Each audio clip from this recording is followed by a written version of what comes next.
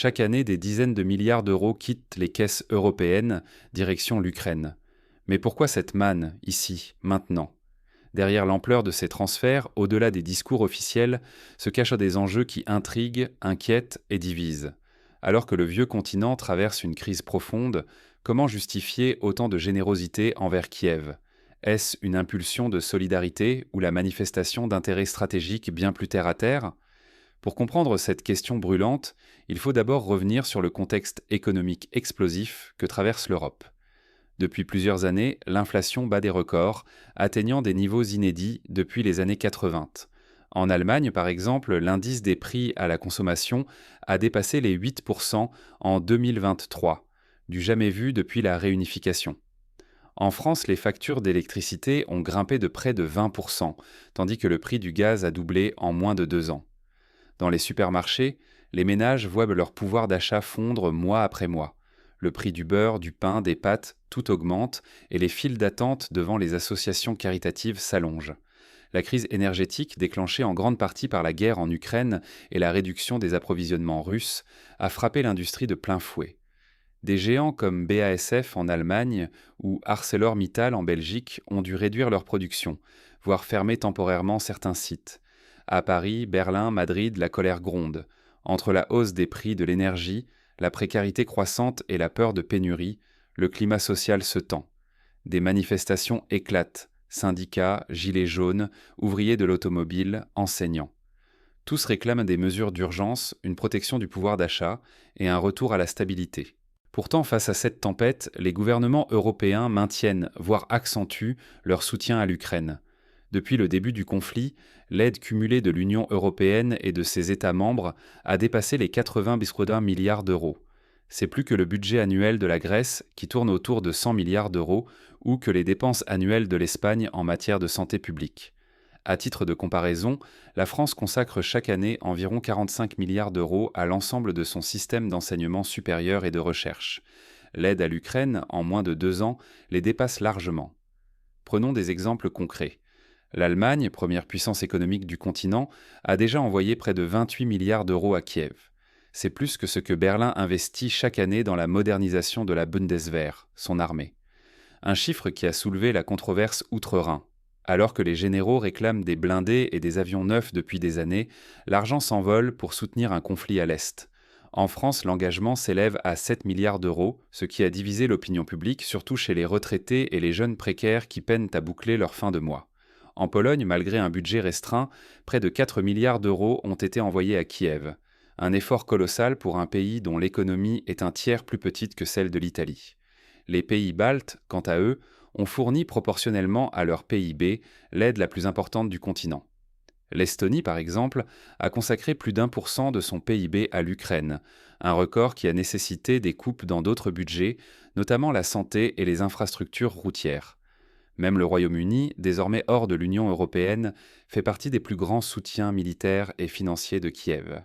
Londres a ainsi envoyé des chars Challenger, des missiles Storm Shadow et formé des dizaines de milliers de soldats ukrainiens sur son sol, pour un total de plus de 15 milliards de livres sterling. Cette mobilisation, transversale et massive, n'a pas d'équivalent dans l'histoire européenne récente, mais replacer ces chiffres dans le contexte des autres politiques européennes réserve des surprises. Chaque année, l'Europe consacre autour de 30 milliards d'euros à la lutte contre le changement climatique et 15 milliards à l'aide aux régions les plus pauvres d'Afrique. Les politiques de sociales internes, elles, peinent à dépasser 50 milliards par an, malgré les besoins criants en matière de logement, de santé mentale ou d'accompagnement des personnes âgées.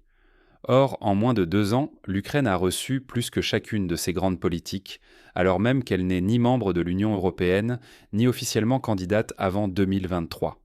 Cette générosité, dans un contexte d'austérité généralisée, pose question. À Berlin, des enseignants manifestent contre le manque de moyens dans les écoles primaires, rappelant que le budget de l'éducation a été gelé, alors que l'aide à l'Ukraine s'accroît.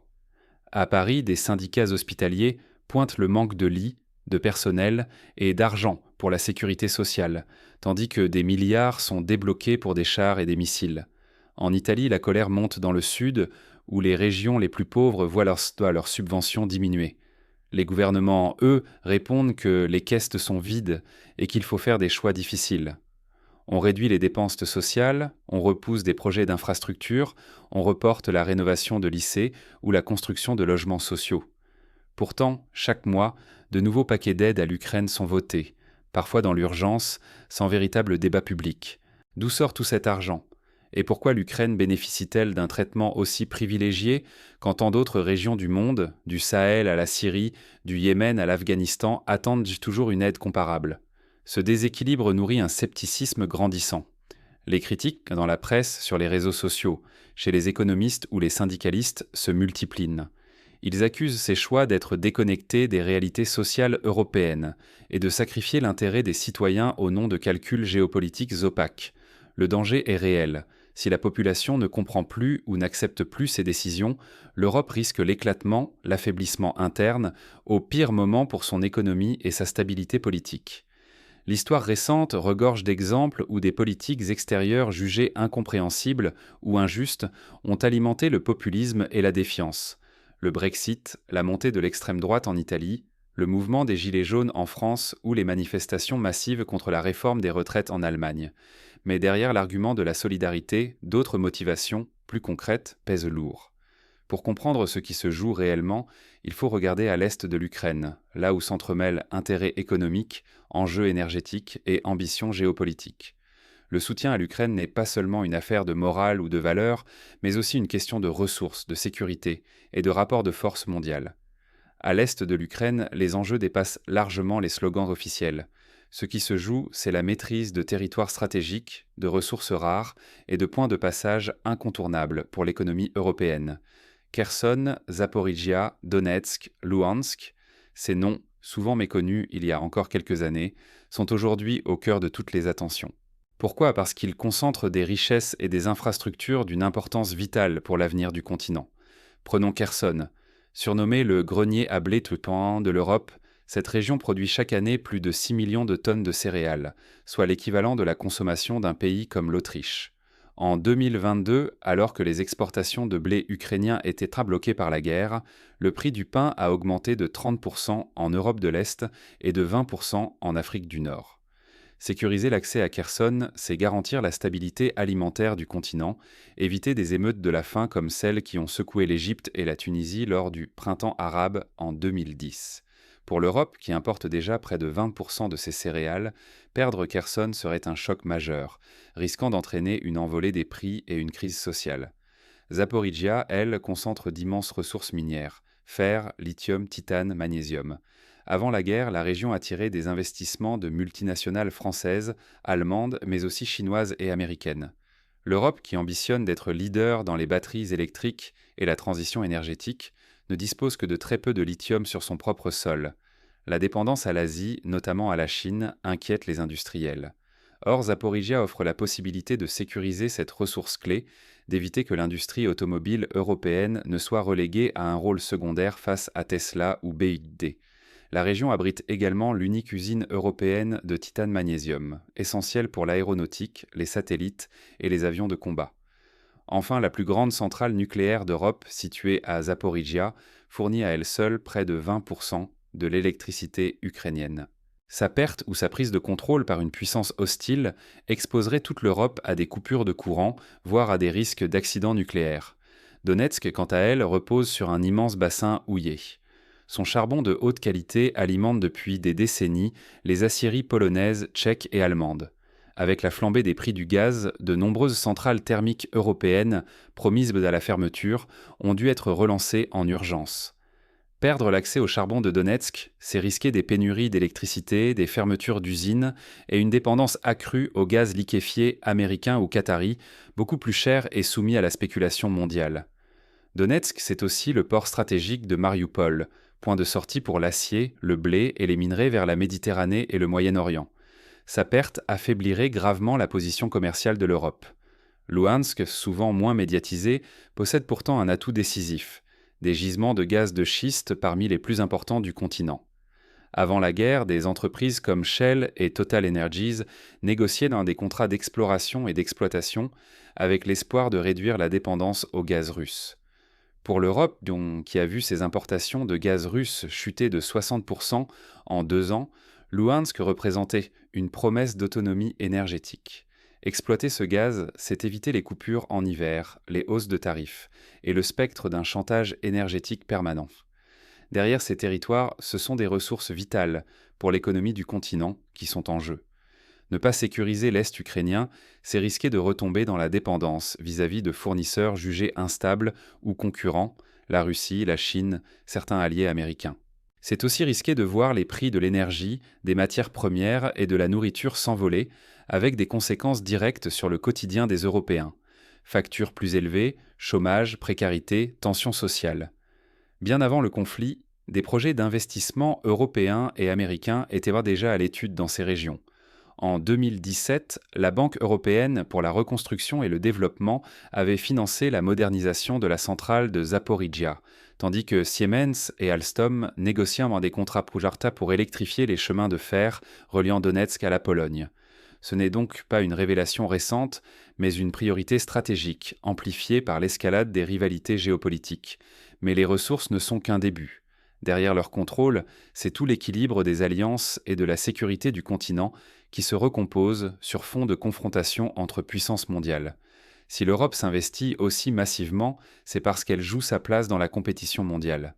Cette stratégie, bien qu'essentielle, n'est pas sans conséquences politiques et sociales. Pour mieux comprendre, il faut remonter dans l'histoire. Depuis la disparition de l'Union soviétique en 1991, l'OTAN n'a cessé de s'élargir vers l'Est, intégrant tour à tour la Pologne, la Hongrie, la République tchèque, puis les pays baltes, la Roumanie, la Bulgarie. À chaque étape, la frontière militaire occidentale s'est rapprochée de Moscou. Pour la Russie, cette avancée progressive est vécue comme une menace existentielle. L'Ukraine et surtout ses régions orientales, Kherson, Zaporizhia, Donetsk, Louhansk, représentent le dernier verrou avant un encerclement total. La situation actuelle rappelle les tensions de la guerre froide. En 1962, la crise des missiles de Cuba avait failli déclencher un affrontement nucléaire entre les États-Unis et l'URSS. À l'époque, l'installation de missiles soviétiques à Cuba, à quelques centaines de kilomètres de la Floride, avait été jugée inacceptable par Washington. Aujourd'hui, c'est la Russie qui perçoit chaque avancée de l'OTAN comme une provocation symétrique. À ses yeux, voir des bases ou des missiles occidentaux s'installer à Kharkiv ou à Zaporizhia serait un casus belli. Pour l'OTAN et l'Union européenne, en revanche, reprendre ces régions offre une chance unique d'obtenir un avantage durable.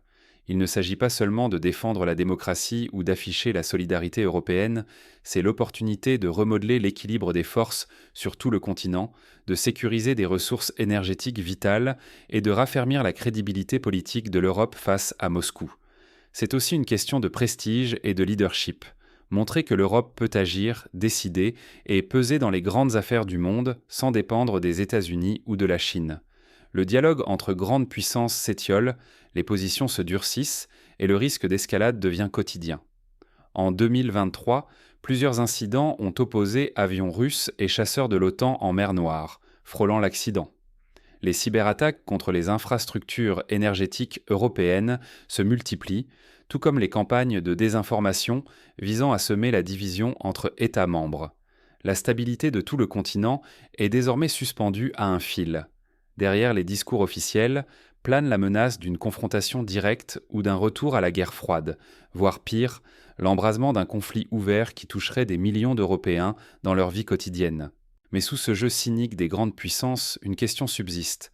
L'histoire peut-elle nous servir de guide ? Face à cette reconfiguration brutale, chaque citoyen européen peut-il encore comprendre, agir et peser sur ce destin commun ? Au-delà des slogans officiels, il faut regarder en face ce qui motive réellement l'aide européenne à l'Ukraine, car derrière la solidarité affichée se cachent des intérêts économiques et énergétiques décisifs. Décortiquer les intérêts cachés, c'est aussi apprendre à peser collectivement sur les décisions qui façonnent nos vies. Prenons un exemple concret.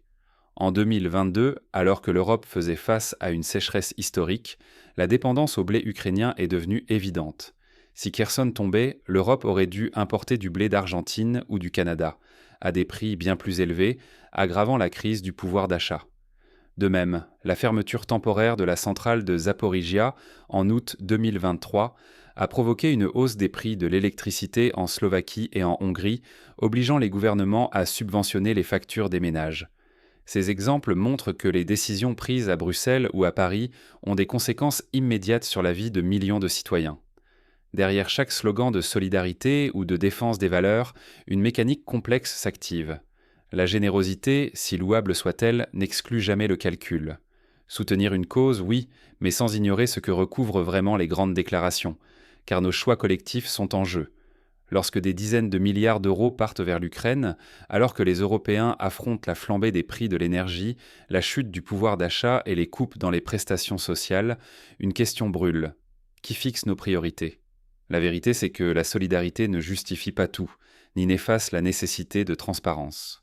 Quand le discours officiel invoque la démocratie ou la liberté, il devient vital d'exiger de la clarté sur l'utilisation concrète de ces fonds publics. Où va chaque euro ? Quels intérêts sont vraiment servis ? Les citoyens ont le droit et même le devoir d'exiger des comptes. Sinon, le risque est limpide. Voir ses besoins relégués au second plan, ses intérêts sacrifiés sans explication et perdre peu à peu prise sur les grandes orientations de la société. Le débat sur les aides extérieures ne doit pas se réduire à un duel stérile entre eux et nous. Il doit inviter à s'interroger sur nos priorités collectives. Comment répartit-on l'effort entre besoins internes urgents, logement, santé, énergie, éducation et ambition internationale ? À quelle contrepartie la société consent-elle et à quel prix ? Si ce débat manque, la fracture sociale s'agrandit. En Europe, le sentiment d'injustice gonfle dès que la population se sent moins écoutée que des intérêts extérieurs. Ce ressentiment fragilise la cohésion, nourrit la défiance envers les institutions et les élites et mine la légitimité démocratique. Mais il y a plus grave encore, la leçon géopolitique derrière ces décisions. Les grands choix d'aide ou d'investissement ne reposent jamais uniquement sur la morale. Dans les faits, la géographie, les ressources naturelles et la position stratégique de territoires comme Kherson, Zaporijia, Donetsk et Louhansk pèsent infiniment plus que les plus beaux idéaux. Ce sont les réalités du terrain, et non les discours, qui dessinent la carte des alliances et des priorités européennes. Face à cette complexité, adopter un esprit critique devient crucial. Éviter les slogans, exercer une vigilance démocratique active, questionner, comparer, exiger des comptes, c'est ainsi que l'on reste acteur des choix qui conditionnent notre avenir, et non simple spectateur. Mais que faire concrètement pour peser sur ces décisions ? D'abord s'informer. Lire les rapports de la Cour des comptes européenne sur l'utilisation des fonds d'aide extérieure, suivre les débats au Parlement européen et interroger ses élus sur leurs positions. Participer aux consultations publiques, aux débats citoyens, signer des pétitions, rejoindre des associations de défense du pouvoir d'achat ou de la transparence budgétaire. À l'échelle locale, organiser des débats, inviter des experts, confronter les points de vue. Chaque voix compte. L'histoire montre que les grandes inflexions politiques naissent trop souvent d'une pression populaire bien informée. Ensuite, comparer les situations. Pourquoi l'aide à l'Ukraine est-elle si massive alors que d'autres conflits restent dans l'ombre ? En 20 ans, la Syrie a reçu moins de 20 milliards d'euros d'aide humanitaire européenne, malgré une guerre civile qui a fait plus de 500 000 morts. Le Yémen, ravagé par une crise humanitaire sans précédent, a reçu à peine 10 milliards d'euros. Pourquoi cette différence de traitement ? En posant la question, on force les dirigeants à justifier leur choix, à sortir du flou. Enfin, exiger la transparence. Demander des audits indépendants sur l'utilisation des fonds, réclamer des bilans publics, contrôler les résultats concrets des aides. En Allemagne, une proposition de loi vise à conditionner toute aide extérieure à des critères de résultats vérifiables. En France, des collectifs citoyens demandent la publication détaillée des contrats d'armement et des aides financières. Dans les pays scandinaves, les parlements doivent voter chaque paquet d'aides après un débat public. Ignorer ces enjeux, c'est avancer les yeux bandés, confiant son destin à d'autres. C'est risquer de voir ses propres intérêts sacrifiés sans comprendre pourquoi, et de perdre sa voix dans l'élaboration du projet collectif. Mais alors, comment démêler l'écheveau d'intérêts qui se joue à l'est de l'Ukraine ? Quels leviers, quelles ressources, quels enjeux concrets dictent réellement les priorités européennes ? À vous de jouer. Que vaut en vérité l'engagement européen en Ukraine et à quel coût réel ? C'est la question que chaque citoyen ne peut plus éluder, au-delà des slogans et des formules solennelles. Car derrière chaque milliard d'euros investis, chaque convoi de blindés, chaque discours enflammé sur la démocratie, c'est notre avenir partagé qui se décide. Allons-nous accepter que des choix stratégiques majeurs soient pris à huis clos, sans débat public, alors qu'ils engagent la stabilité économique, la sécurité énergétique, le pouvoir d'achat et même la souveraineté alimentaire de tout un continent ? L'Europe traverse une crise profonde, inflation qui galope, factures d'énergie qui explosent, tensions sociales qui s'exacerbent. Pourtant, l'Ukraine reste la priorité affichée, coûte que coûte, comme s'il n'y avait pas d'alternative. Ce choix mérite d'être interrogé. Certes, défendre des valeurs et afficher la solidarité sont des arguments puissants, mais explique-t-il vraiment l'ampleur des sacrifices exigés, ni l'obsession soudaine pour quelques régions de l'Est ukrainien? Pourquoi Kherson, Zaporijia, Donetsk, Luhansk? Pourquoi maintenant? Ce qui se joue va bien au-delà du rapport de force avec Moscou. C'est la capacité de chaque Européen à comprendre, à questionner, à refuser que le statu quo soit imposé d'en haut. Laisserons-nous notre voix confisquée alors que les décisions d'aujourd'hui dessineront l'Europe de demain? Il est temps de reprendre la parole, de réclamer des comptes sur l'utilisation des milliards, sur les risques encourus, sur les véritables enjeux masqués derrière les discours officiels. Exiger que les choix stratégiques soient débattus à visage découvert, démocratiquement, c'est refuser d'être de simples spectateurs de décisions qui bouleversent que nos vies. Au fond, c'est le futur de l'Europe qui se joue. Sa place sur l'échiquier mondial, la cohésion de nos sociétés, la crédibilité de nos dirigeants. Il ne faut pas laisser passer l'opportunité d'exiger la transparence, d'interroger le récit dominant, de faire entendre nos doutes. Rien n'est inéluctable. Tout commence par une question. Sommes-nous prêts à reprendre en main notre destin commun? Pour conclure, rappelons quelques points essentiels. Premièrement, l'aide massive à l'Ukraine n'est pas un hasard, ni un simple geste humanitaire. Elle s'inscrit dans une stratégie globale mêlant économie, sécurité, énergie et prestige. Deuxièmement, les choix faits aujourd'hui conditionneront l'avenir du continent. Sa capacité à affronter les crises, à protéger ses citoyens, à garantir sa souveraineté. Troisièmement, chaque citoyen a un rôle à jouer. S'informer, débattre, exiger des comptes, refuser la résignation. L'avenir de l'Europe ne doit pas être décidé dans le secret, mais construit collectivement en pleine lumière. La question reste ouverte, à chacun d'y répondre, armé de faits, d'esprit critique et d'un engagement renouvelé pour le bien commun.